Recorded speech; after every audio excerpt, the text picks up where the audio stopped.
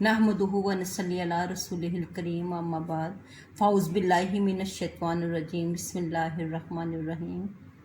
तालबात अस्सलाम वालेकुम, क्या हाल हैं आपके बेटा। इससे पहले मैं 2 रकू का तर्जमा तफसीर वो बता चुकी हूँ। आप लोगों ने, बहुत कम लोगों ने उनको देखा है। मुझे आपकी तरफ से कोई फीडबैक अच्छी नहीं मिल रही। प्लीज़ मुझे बताएं आप लोगों को समझ आ रहा है या नहीं आ रहा, और इसके अलावा इसको मज़ीद हम किस तरीके से बेहतर बना सकते हैं। ठीक है, मुझे आप लोगों के तजावीज़ का इंतज़ार रहेगा। अब हम अपना सबक शुरू करते हैं। औज़ु बिल्लाहि मिनश शैतानिर रजीम बिस्मिल्लाहिर रहमानिर रहीम। ये है सूरह अल बकरा का रकू नंबर 3 और इसको हम हाफ पढ़ेंगे। ठीक है। या अय्युहन्नास, या ये पकारने के लिए लफ्ज़ आता है। या ए अय्युहन्नास, ए लोगो, उबुदू इबादत करो, रब्बकुम अपने रब की, ए लोगो तुम अपने रब की इबादत करो। उबुदू ये हुक्म दिया जा रहा है, अमर का सीगा है। रब्बकुम अपने रब की। या युहन्नास, देखें पहले जो पिछले रकू थे, सबसे पहले रकू में अल्लाह ताला ने मुत्तकीन की सिफात बताई, फिर अल्लाह ताला ने कफ़ार के मतलब बताया, फिर अल्लाह ताला ने मुनाफिकीन के मतलब बताया। यानी कि अल्लाह की जो तख्लीक थी उसमें जो मुख्तलिफ ग्रोह थे, अल्लाह ताला ने उनके मतलब वाज़े करने के बाद ये ग्रोह हैं।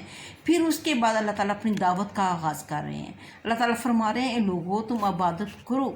या युहन्नास, ए लोगो, इसमें अल्लाह ताला ने ना तो किसी मखसूस तौर पे सिर्फ मुसलमानों को मुखातब नहीं किया, बल्कि तमाम लोगों को, पूरी दुनिया के लोगों को, जो मौजूद थे उन लोगों को भी, जो आने वाले लोग हैं उनको भी अल्लाह मुखातिब फरमा रहे हैं। या युहन्नास, से लोगो उबुदू इबादत करो, रब्बकुम अपने रब की, तुम अपने रब की इबादत करो। अल्लाज़ी खलक़कुम, जिसने तुम्हें पैदा किया। अल्लाज़ी, जिस ज़ात ने, खलक़कुम, खलक़ा पैदा किया, कुम तुम्हें, जिसने तुम्हें पैदा किया।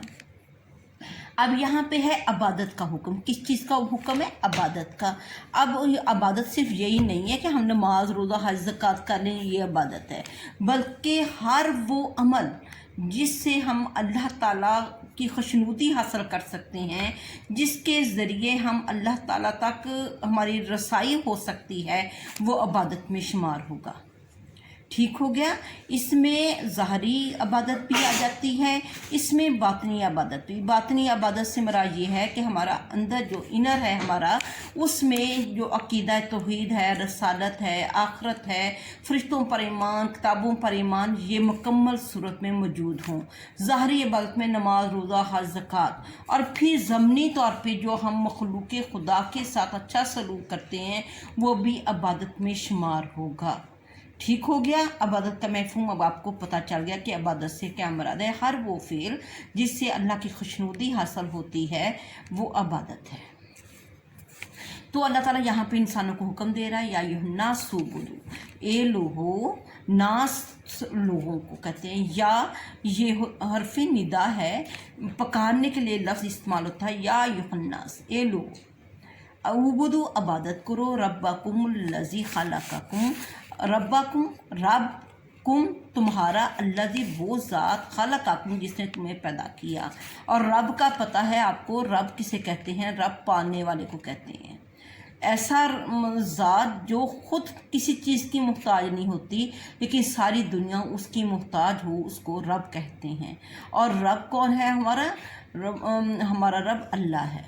तो यहाँ पे अल्लाह ताला इस रुकू के आगाज़ में ये फरमा रहे हैं कि अपने उस रब की इबादत करो जिसने तुम्हें पैदा किया। तो पैदा करना जो है ये अल्लाह का बहुत बड़ा एहसान है। अल्लाह ताला ने हमें इंसान की शक्ल में पैदा किया। वलक़द ख़लक़नल इंसान फ़ी अहसनि तक़वीम, कि हमने इंसान को अच्छी तख्लीक से पैदा किया। और फिर तख्लीक पैदा, आप खुद इंसान देखे, अपनी तख्लीक की तरफ देखे, तो वो ला महल्ला अल्लाह पर ईमान ले आएगा। इंसान की तख्लीक, इंसान का दिमाग, इंसान की आँखें, इंसान के हिस्से, इंसान का जिस्म, हर चीज़ पका के कह रही है कि हमें पैदा करने वाली कोई ऐसी ज़ात है जो कि तमाम मखलूक़ात से अफजल है। تو یہی اللہ کا سب سے بڑی قدرت اور کرشمہ ہے کہ اس نے انسانوں کو پیدا کیا، تمام مخلوقات کو پیدا کیا، تمام جنات کو پیدا کیا، ہر چیز کا تخلیق کار اللہ تعالیٰ ہے۔ وہ چاند ہو، وہ سورج ہو، وہ زمین ہو، وہ آسمان ہو، وہ انسان ہو، وہ چرند ہو، پرند ہو، ہر چیز کے پیدا کرنے والا کون ہے؟ اللہ تعالیٰ۔ یہ ہے خلاقہ کا مطلب۔ اور اللہ تعالیٰ نے انسان کو بہت اچھے خوبصورت تخلیق میں پیدا کیا، ہر چیز اس کی بڑی ہی مناسبت کے ساتھ لگائی، جس سے پتہ چلتا ہے کہ ہم جتنا بھی اللہ تعالیٰ کا شکر ادا کریں وہ کم ہے۔ پھر اللہ تعالیٰ نے فرمایا وَلَقَدْ كَرَّمْنَا بَنِي آدَمَ، ہم نے بنی آدم کو عزت بخشی۔ نہ صرف اس کو پیدا کیا اللہ تعالیٰ نے، بلکہ اس کو تخلیق کیا اللہ تعالیٰ نے، بلکہ اللہ تعالیٰ نے اس کو عزت کا بھی حامل بنایا۔ یہ اللہ کی بہت بڑی قدرت ہے۔ والذین، پھر اللہ تعالیٰ فرماتے ہیں والذین، ان لوگوں کو بھی من سے قبلکم، جو تم سے پہلے تھے۔ اللہ تعالیٰ فرما رہے ہیں یا ایھا الناس اعبدوا، اے لوگو تم عبادت کرو، ربکم، اپنے رب کی، ربکم الذی، اس رب کی، خلقکم، جس نے تمہیں پیدا کیا، والذین، اور ان لوگوں کو، من سے قبلکم، جو تم سے پہلے تھے، لعلکم، تاکہ تم، تتقون، تاکہ تم پرہیزگاری کرو، تاکہ تم متقی بن جاؤ۔ یعنی کہ تخلیق انسان کا مقصد کیا ہے، اس کی اب وضاحت ہوتی ہے۔ ایک انسان کو تخلیق کرنے کا مقصد یہی تھا کہ انسان اللہ سے ڈرے اور اس دنیا میں اللہ سے ڈرتے ہوئے اچھے کام کرے۔ یہ ہے تخلیق انسان کا مقصد۔ یہ مقصد نہیں ہے کھا لیا، پی لیا اور سو لیا، بلکہ جو احکام اللہ تعالیٰ نے ہمیں دیے اس کو منو ان پورا کرنا، یہ ہے تخلیق انسان۔ یعنی کہ عبادت میں صرف یہ نہیں کہ ہم نے 5 وقت کی نماز پڑھ لی یا قرآن پاک کھول لیا یا روزے رکھ لی، اس کے بعد ہم بری ذمہ ہو گئے، بلکہ اس میں تمام اخلاقی چیزیں آ جائیں گی۔ یعنی کہ جھوٹ نہیں بولنا، جو چیزیں اللہ تعالیٰ نے ہمیں کرنے کا حکم دیا وہ ہمیں بجا لانا ہوگا، جن چیزوں سے اللہ تعالیٰ نے منع کیا اس سے ہمیں رک جانا ہوگا۔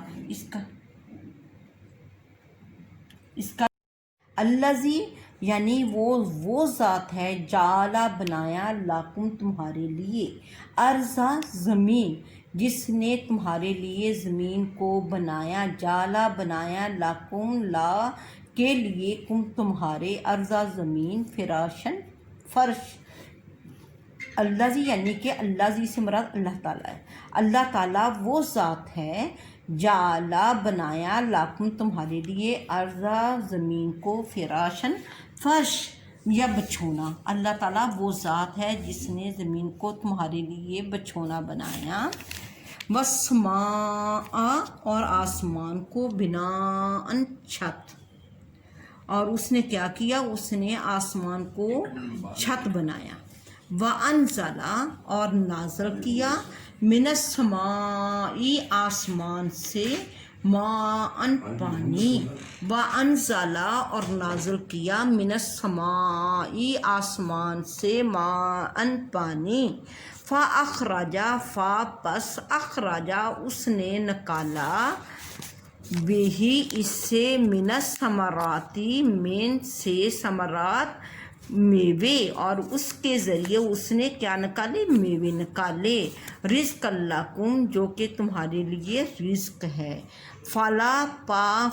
پس لا، نہ، تجعلوا، تم بناؤ، للہ، اللہ کے لیے، اندادن، کوئی شریک، وانتم، اور تم، تعلمون، تم جانتے ہو۔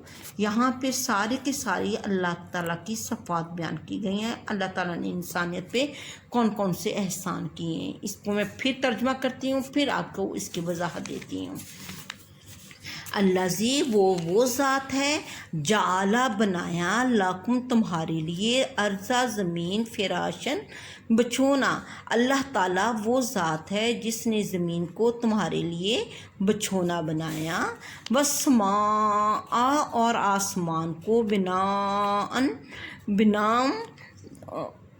چھت بنایا، بناءً، چھت بنایا، وَأَنزَلَ، اور نازل کیا، مِنَ السَّمَاءِ، انزالہ اور نازل کیا من السماء آسمان سے ماءً پانی، اور آسمان سے پانی نازل کیا، فاخرجا اور اس کے ذریعے کیا کیا، نکالے یا پیدا کیے، میں بھی اس کے ذریعے سے یعنی بارش کے پانی کے ذریعے سے اللہ تعالیٰ نے کیا نکالے، ثمرات، ثمر کی جمع ثمرات، پھل یا میوے، رزقاً رزق لاکم تمہارے لیے، جو کہ تمہارے لیے کیا ہے، رزق ہے، فلا تجعلوا پس لا نہ تجعلوا تم بناؤ للہ اللہ کے لیے اندادن شریک، وانتم اور تم تعلمون جانتے ہو۔ یہاں پر اللہ تبارک تعالیٰ فرماتے ہیں کہ اللہ تعالیٰ وہ ذات ہے جس نے زمین کو تمہارے لیے بچھونا بنا دیا، یعنی کہ زمین جو ہے جس طرح اللہ تعالیٰ کہتے ہیں کہ ہم اس نے 7 زمینیں بنائی اور زمین کا فرش دیکھیں، اس میں اللہ تعالیٰ نے اس میں پہاڑ میخوں کی طرح گاڑ دیے تاکہ جو زمین ہے وہ ڈگمگائے نہ۔ اگر اس طرح پہاڑ نہ ہوتے تو کیا ہوتا، زمین جب ہم چلتے تو زمین ڈگمگاتی اور انسان گر جاتا۔ اور اسی طرح زمین میں اللہ تعالیٰ نے سمندر بھی رکھے، آپ کو پتہ ہے 70% زمین میں پانی ہے اور 30% خشکی ہے۔ اس کا مقصد کیا تھا؟ اس کا مقصد یہ تھا کہ جو یہ آبی بخارات والا سلسلہ ہے یہ جاری رہے، یہ دھوپ پڑتی ہے، سورج اللہ تعالیٰ نے ایک خاص فاصلے پہ رکھا، اس کی دھوپ زمین پہ آتی ہے اور وہ آبی بخارات پھر اوپر جاتے ہیں اور پھر وہ پورا پروسیس اس سے کیا بنتا ہے، بارش آتی ہے۔ اور یہ اللہ تعالیٰ نے ساری کی ساری زمین کو اگر اللہ بالکل چٹیل میدان بنا دیتا اور اس میں نہ پہاڑ ہوتے نہ کوئی یہ پانی ہوتا تو اس طرح زندگی گزارنی انتہائی مشکل ہوتی۔ اللہ تعالیٰ نے انسان کی تخلیق کو صرف یہ نہیں کہ اس کو پیدا کر دیا، بلکہ اللہ تعالیٰ نے اس کے لیے ہر وہ چیز پیدا کی جو اس کے لیے ضروری تھی، انسان کے لیے ضروری تھی۔ انسان کے لیے اللہ تعالیٰ نے زمین بنائی، اور زمین کو یہ نہیں کہ اللہ تعالیٰ نے اس کی ضرورت کے مطابق زمین کو بنایا، کہیں ہموار ہے، کہیں پہاڑ ہے، کہیں سمندر ہے، ہر چیز اس کے مطابق ہے۔ اور پھر اللہ تعالیٰ نے آسمان کو چھت بنایا، اور چھت کس طرح بنایا، اس کو اللہ تعالیٰ نے سورج سے سجایا، چاند سے سجایا، ستاروں سے سجایا، اس کے اوپر بادل بنا دیے۔ ایک چھت کا کام دے رہی ہے یہ ہمارے لیے۔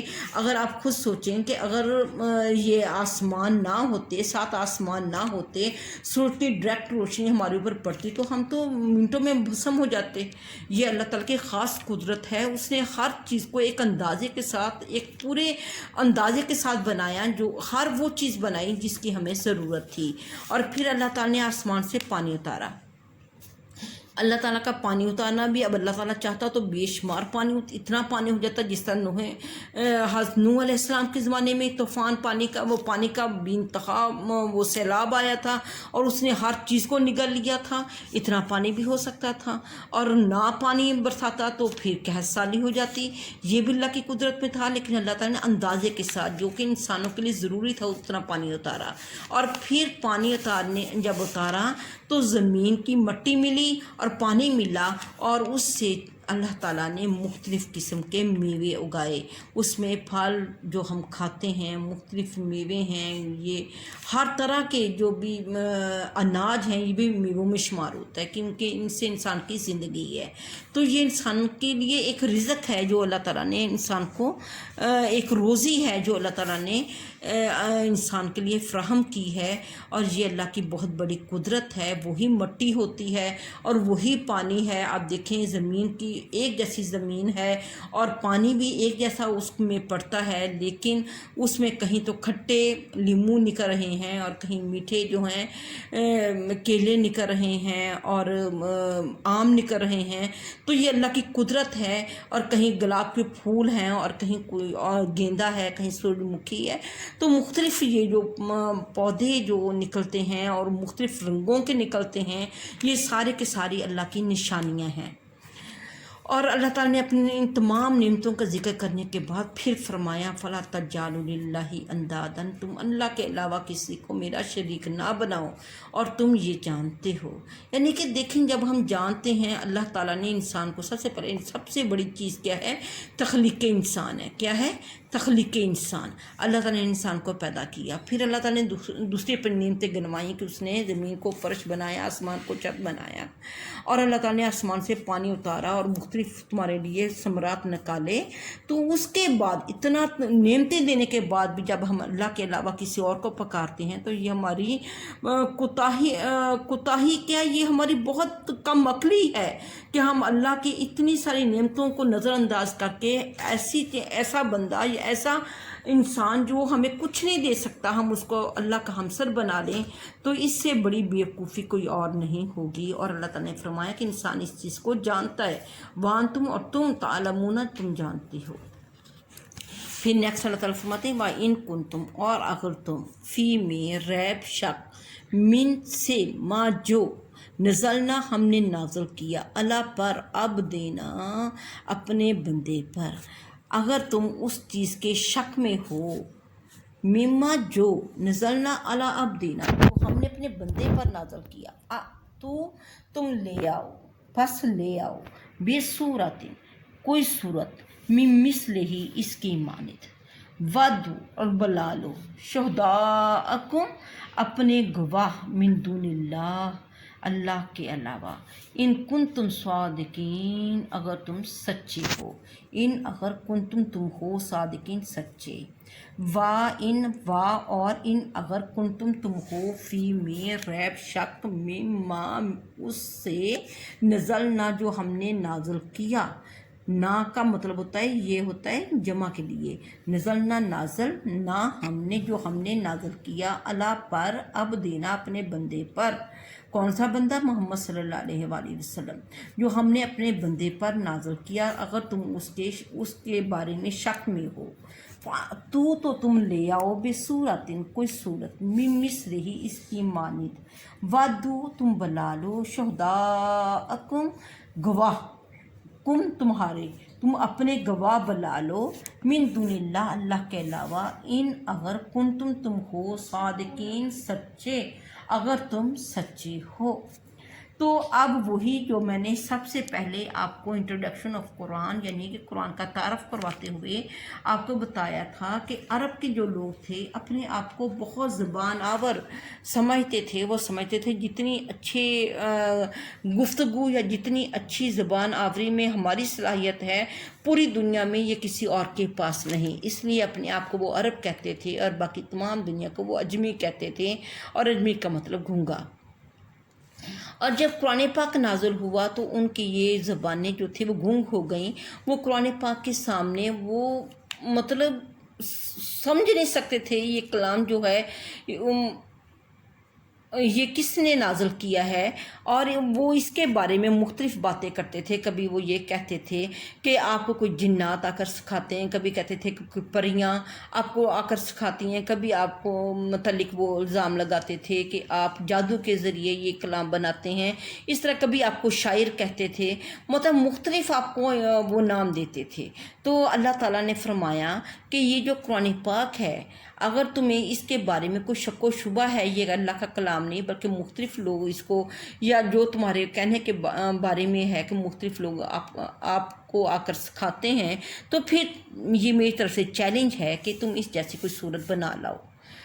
और इसके अलावा जो तुम्हारे मददगार हैं, शुहदा का मतलब तुम्हारे मददगार, यानी कि इसमें जिन्नात भी आ सकते हैं, इसमें जो दूसरे इलाकों के लोग हैं वो भी आ सकते हैं, उनको भी अल्लाह ताला ने फरमाया कि अपनी मदद के लिए बुला लो, और फिर अगर तुम सच्चे हो तो इस जैसी कलाम लेकर आओ।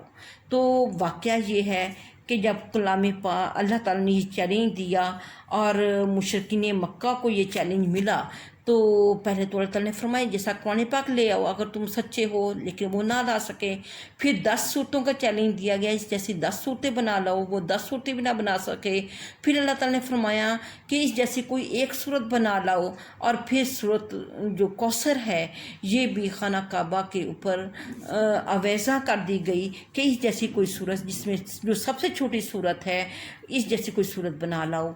लेकिन ना तो वो बना सकते थे, ना उन्होंने बनाई, और ना ही आइंदा कोई बना सकेगा। ये अल्लाह की तरफ से चैलेंज है, क्योंकि कुरान पाक जो है ये अल्लाह का कलाम है, یہ اللہ کا کلام ہے، اس جیسا انسان جو ہے کلام بنانے سے قاصر ہیں۔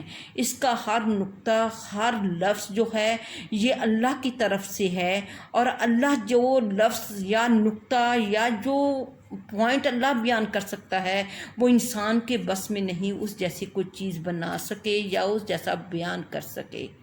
تو یہ قرآن پاک کا بہت بڑا معجزہ ہے۔ یہاں پہ کفار کا جو چیلنج تھا، کفار کے متعلق جو کفار کو چیلنج دیا گیا تھا قرآن پاک سے متعلق، وہ بتایا گیا ہے۔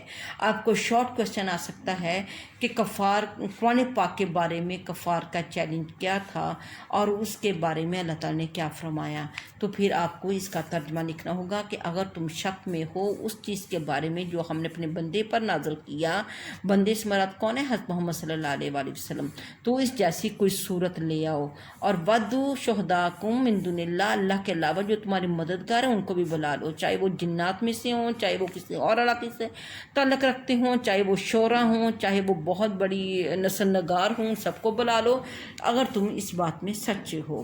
فَإِن لَمْ تَفْعَلُوا، پس إِن لَمْ تَفْعَلُوا، اگر تم ایسا نہ کر سکے، اگر تم ایسا نہ کر سکو گے تو وَلَن تَفْعَلُوا، وَلَن اور ہرگز نہیں، تَفْعَلُوا تم ایسا کر سکو گے، یعنی کہ اگر تم ایسا نہ کر سکو گے اور ہرگز کبھی بھی ایسا نہ کر سکو گے۔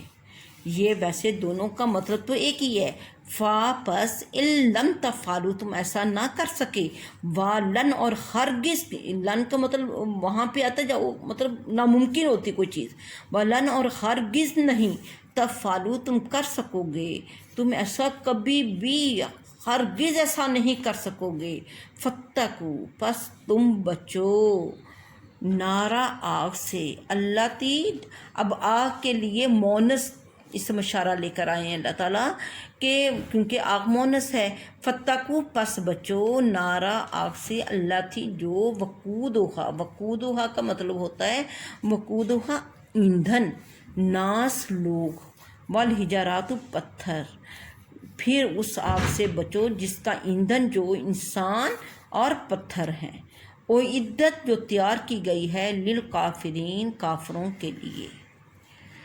اللہ تعالیٰ ہم سب کو بچائے۔ اللہ تعالیٰ فرما رہے ہیں فَإِن لَمْ تَفْعَلُوا اگر تم ایسا نہ کر سکے، وَلَن تَفْعَلُوا تو تم ہرگز ایسا نہ کر سکو گے، فَاتَّقُوا النَّارَ الَّتِي تو تم بچو اس آگ سے، وَقُودُهَا النَّاسُ جس کا ایندھن انسان اور پتھر ہیں۔ تو جہنم کی آگ کا ایندھن کیا ہے؟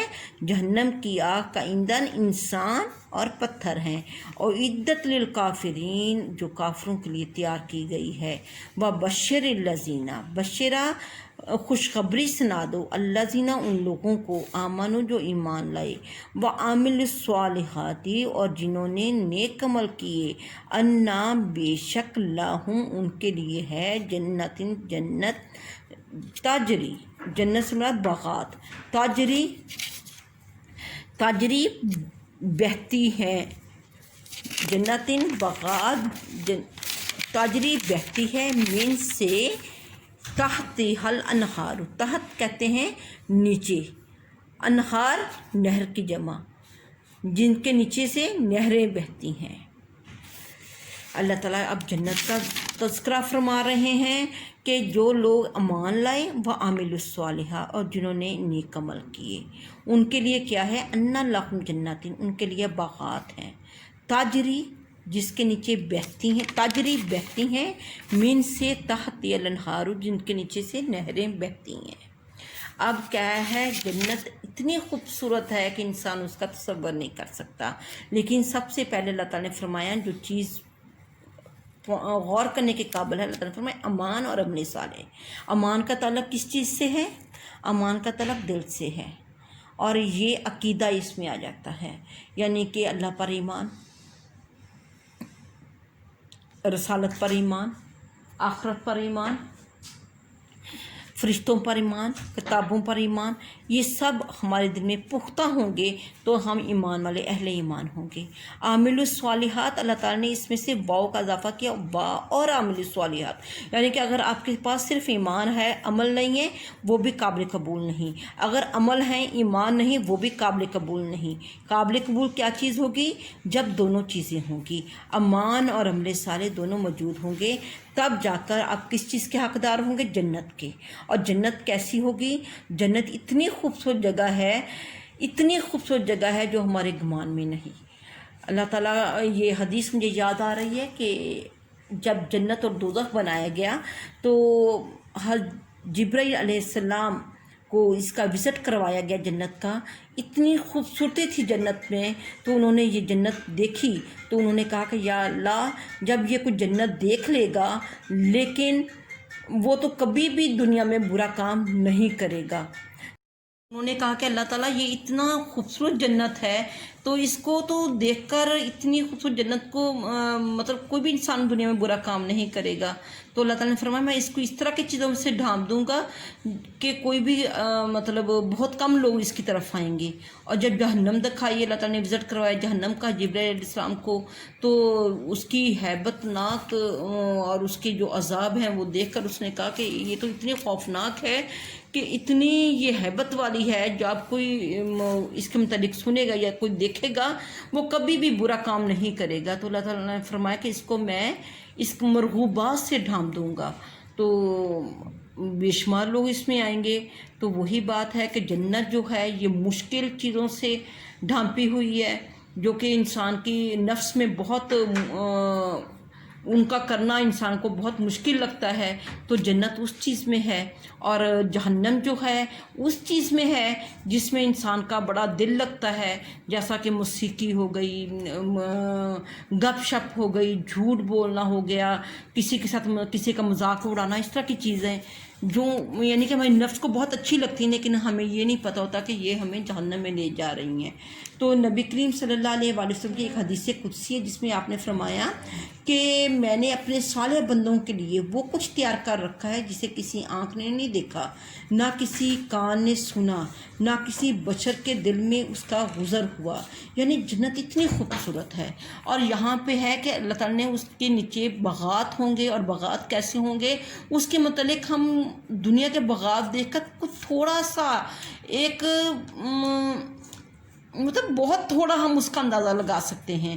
پھر فرمایا کہ نہریں ہوں گی، اور پھر دوسری جگہ اللہ تعالیٰ نے فرمایا کہ وہ نہریں کن کن چیزوں کی ہوں گی؟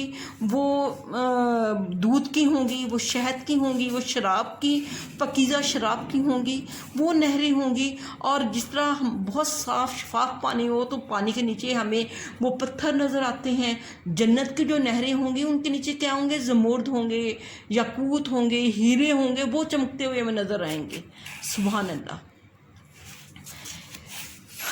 اللہ تعالیٰ ہم سب کو اس میں جانے کی توفیق دے۔ کلما، جب کبھی، روزے کو یہ فعل مجہول ہے کہ کلما جب کبھی روزے کو ان کو رزق دیا جائے گا، من خا اس میں سے، من سے ثمرات پھلوں میں سے، رزقن روزی، کالو وہ کہیں گے، ہاذا یہ الذی یہ وہی ہے، رزقنا ہمیں رزق دیا گیا تھا، من قبل اس سے پہلے، وآتو اور دیا جائے گا بے ساتھ ہی اس کے متشابہن ملتا جلتا، اور ان کو دیا جائے گا اس سے ملتا جلتا۔ اب یہ ہے کہ جب جنت میں انسانوں کو رزق دیا جائے گا تو جب انسان وہ دیکھیں گے، وہ میوے دیکھیں گے، تو دنیا میں بھی اس جیسے میوے ان کو دیے گئے تھے، تو وہ انسان یہ کہے گا کہ اس جیسا میوہ ہمیں دنیا میں بھی دیا گیا۔ لیکن اللہ تعالیٰ فرما رہے ہیں کہ یہ اس جیسا میوہ شکل میں تو ہوگا تاکہ انسان پہچان کر سکے، لیکن جو اس کا ذائقہ، جو اس کی خوشبو، جو اس کا رنگ ہوگا، وہ ہمارے وہم و گمان میں بھی نہیں آ سکتا۔ وہ اتنا مزے کا ہوگا اور بہت تھوڑا اس کا ہم حصہ کھائیں گے اور ہمارا پیٹ بھر جائے گا، اور اس کی جو خوشبو ہوگی وہ لافانی ہوگی، مطلب ہم نے کبھی نہ وہ خوشبو سونگھی ہوگی، نہ کبھی ہم نے وہ ذائقہ دیکھا ہوگا۔ بہت ہی مزے کی چیزیں ہیں جو اللہ تعالیٰ ہمیں جنت میں دینے والے ہیں۔ تو اس کو دوبارہ کرتے ہیں، کلما رزقوا، جب کبھی ان کو رزق دیا جائے گا، جب کبھی اللہ تعالیٰ ان کو کیا دے گا؟ رزق دے گا۔ رزق سے مراد یہی ہے، اللہ اپنی انعامات دے گا، تو اس میں انسان کہے گا جب وہ کھائے گا، پھر میں اس کا محاورہ کر رہی ہوں، اس کو میں آپ کو کلما کلما رزقوا، جب کبھی انہیں دیا جائے گا، منہا، اس میں سے، من سے ثمراتن،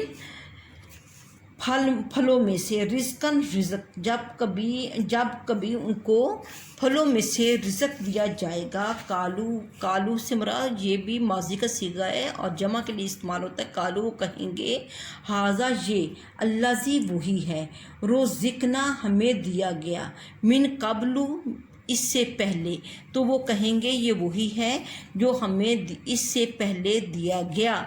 یہاں پہ رزقنا کا مطلب دیا گیا، یعنی رزق دیا گیا، من قبل، اس سے پہلے، وآتو، اور دیا جائے گا، وآتو، انہیں دیے جائیں گے، بہی، اس سے، متشابہن، ملتے جلتے، ان کو اس سے متشابہن، ملتے جلتے، ان کو اس سے ملتے جلتے چیزیں دی جائیں گی۔ وَلَہُمْ، اور لاہم، ان کے لیے ہے، فیہا، اس میں یعنی جنت میں، ازواجن، بیویاں، مطہراتن، پاکیزہ، واہم، اور وہ، فیہا، اس میں، خالدون، ہمیشہ رہیں گے، اور اس میں ان کے لیے پاکیزہ بیویاں ہیں۔ اب زوج کا جو لفظ ہے، اگر یہ شوہر کے لیے استعمال ہوتا ہے اس کا مطلب بیوی، اگر بیوی کے لیے استعمال ہو رہا ہے تو اس کا مطلب شوہر، تو زوج جوڑے کے لیے استعمال ہوتا ہے۔